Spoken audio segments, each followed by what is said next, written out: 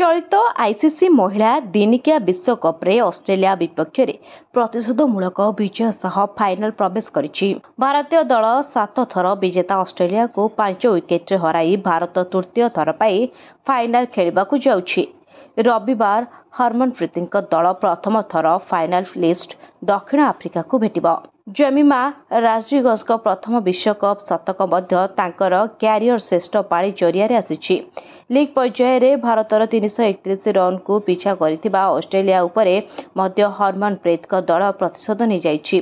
Australia 338 run को पछरे पकाई भारत मध्य महिला दिनिकिया इतिहास रे सर्वोच्च पाश्चात्यानक रेकर्ड करिछि।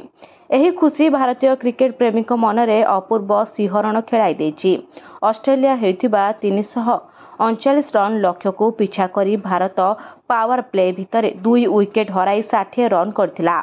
आहत प्रतीक रावलकर बदल में स्वतंत्र डकरा सह सुजोग पाइथिबा शेफाली वर्मा एवं अभिज्ञा स्मृति वंदना बड़ पाली खेली पारि नथिले।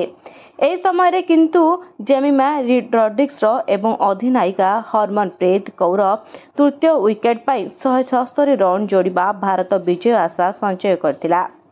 हरमनप्रीत आउट होइतिबा परे दायित्व को निजर मुंड को नैथिबा जेमिमा शेष पर्यंत रहितिबा निर्णायक होइतिला। दीप शर्मा एवं ऋचा घोषकर छोट छोट पाली भी बड़ योगदान करथिला। शेष को जेमिमा सह जोग दे अमरजोत कौर मैच को शेष करथिले। 2005 और 2017 रे फाइनल खेलिथिले मध्य भारत रनर होइतिबा को एथर घरोई माटी रे स्वप्न साकार करिवार सुजोग पाइबो। ब्यूरो रिपोर्ट न्यूज दुनिया।